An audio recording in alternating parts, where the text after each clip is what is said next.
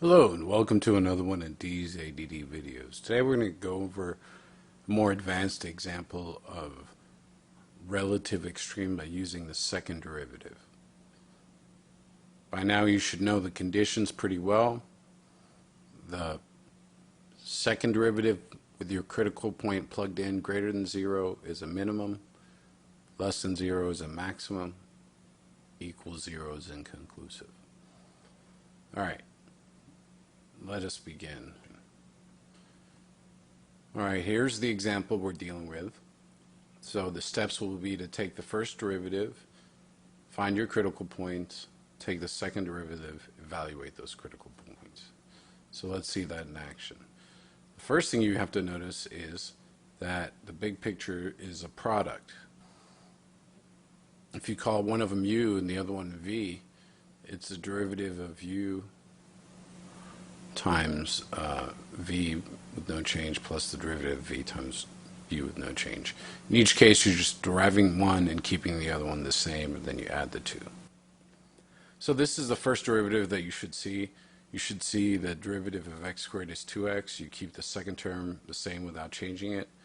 And then the derivative of exponential term is you take the derivative of the exponent, which is negative x, because the 2 comes down, it cancels with the 2, and you multiply it times your exponential term without changing it, and then the other term with no change goes right there, part of the product rule. Okay, so now that you have that, you simplify by multiplying, and at that point you want to factor out the common x. Actually, I'd probably factor out a negative x and an e to the negative x squared, leaving me an x squared minus 2. Alright? At that point you want to set the first derivative equal to 0, so here's that. So if we set each one individually equal to 0, according to the law of zeros, if things are multiplied together, you can set each one individually equal to 0. Here you divide both sides by -1, you get 0. An exponential function will never equal 0, so that has no solution. And that's a difference of 2 squares. It might not be evident at first, but if you root 2 both sides, then you get this over here. Okay? So at this point, what do? Well, you end up taking the second derivative. Now, to take the second derivative, I have 2 algebraic expressions. That's going to complicate things. So I'm going to take this negative x squared right here, and I'm going to distribute it through here in order to get this function. If you distribute this negative x through, you're going to get this expression here. Notice I kept the exponential out. That way I could do a nice product rule where u is my algebraic term and v is my exponential term. And when I derive that and do that, I end up with this expression here.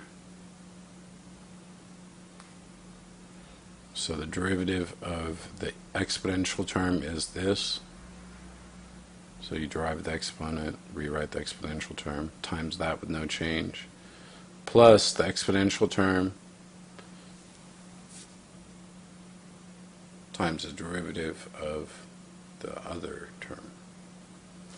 Now you want to clean up shop, so factor out the exponential and distribute your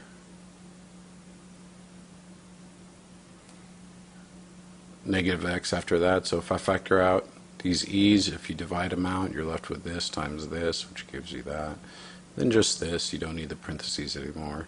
Distribute that negative x through, and when you do so, you end up with this. It's mostly tedious algebra at this point, so if you can get through that, you should be okay. And it does simplify a little bit better. And then if you remember, after you combine your like terms, you have a negative exponent, so in order to deal with a negative exponent, what do? Hopefully you said bring it to the denominator. So once you do that, you have your expression in a form that's ready to evaluate. This is your second derivative. And now it can tell you if your critical points are extrema or not. Unless it equals 0, if it equals 0, then it's inconclusive. You have to use the first derivative. So let's see that in action. First point we're going to plug in is 0. And when I plug in a 0, these two become 0, 2 over e to the 0, which is 1.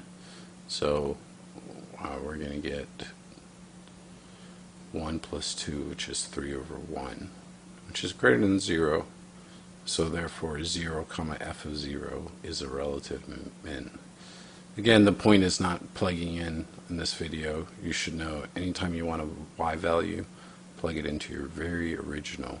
So in this case, if I plug in, it would be 0 times e to the 0, which is 1, which would be 0. 0 comma 0 would be your actual relative min. Okay? So now here you have another expression. If you plug in the root 2, which was the other critical point, if you remember, then you get negative 4 over e, which is less than 0. But since these are all even exponents, that'll also be the answer for negative root 2. So at that point, they both give you negative 4 over e, which is less than 0 in both instances. So therefore, they're both relative maxes, whatever their points are. Okay? So we have root 2 comma f of root 2. They're both relative maxes. All right? So that's a more intricate second derivative problem that you might see. So practice this. It's a good way to check your work, I think. If you're doing concavity anyway and using the second derivative for points of inflection, you might as well just plug in your critical points to see if you did your first derivative test correctly, because they better match up. If they don't match up, you did a mistake on one or the other, and correct it and move on. So practice, practice, practice is the only thing left for you to do. I'll do a logarithmic example as well. Thank you and have a nice day.